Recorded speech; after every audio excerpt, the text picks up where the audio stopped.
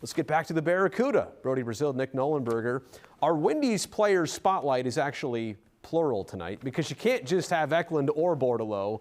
We got to talk about them both. So let's begin with Thomas Bordeleau, who's already played some games for the Sharks, but has been a Barracuda for most of this season. You get to see him all the time. What are you seeing in his development? Well, he's put something into his game he didn't necessarily have, at least in his collegiate career and prior to that, and that's scoring goals at a very high rate. He has 19 goals this year, which puts him right near the top among rookies in the American Hockey League. And that was something that John McCarthy noticed from his time as a development coach. He thought that he could really rip the puck, and they put him as that flank, kind of that Ovechkin spot on the power play. He's really thrived in that role. But he's a playmaker by trade. That's kind of his natural style he wants to create. But to add that scoring ability this year has been quite fun to watch. He was at the All-Star game, obviously in his hometown, which was very cool. He seems comfortable, Nick. And when I say that, I'm not even talking about all on the ice. I mean off the ice, too. He's got to getting comfortable in his skin as a young man in this career. Well, these kids nowadays, they're just confident, right? He came in and there was just a swagger to him. And it's not cockiness by any means. He's just a confident young man. His dad played pro hockey. He's been in the locker room since he was a little guy. And to get to go home, represent the Barracuda, but return home, he spent a couple extra days out in Montreal. Said he got to hang out with the dogs, hang out with his family. So it's pretty cool for him to be able to represent on that stage back home. You know, his best NHL memory so far has got to be for the Sharks in Las Vegas last year. He had the shootout winning goal that not officially eliminated Las Vegas from the playoffs, but kind of put one of the last daggers in their season. So doesn't have an official NHL goal yet, but that one was certainly a moment he'll always remember.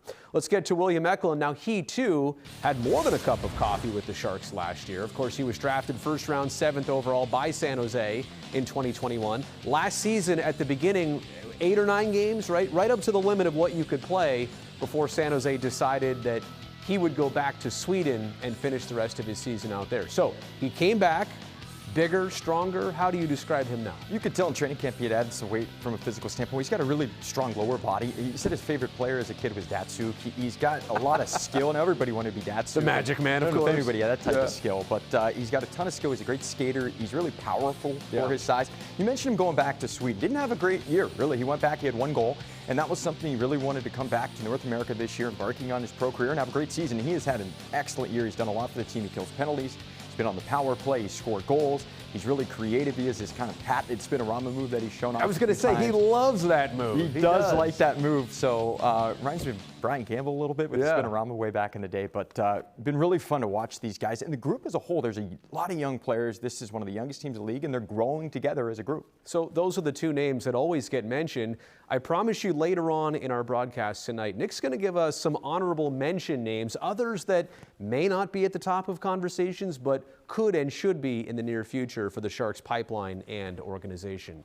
All right, let's hit our line change, bring in Randy Hahn. Brett Hedican set to have our call from Las Vegas. And guys, if we could, on this CUDA-centric show, I think we all realize that a couple Barracuda players could be on this San Jose Sharks team, like literally tonight. But Mike Grier, as a strategy, has decided to keep them in the American Hockey League. Selfishly, we'd all love to see some of these names come up, but I can certainly respect what he's trying to do here organizationally.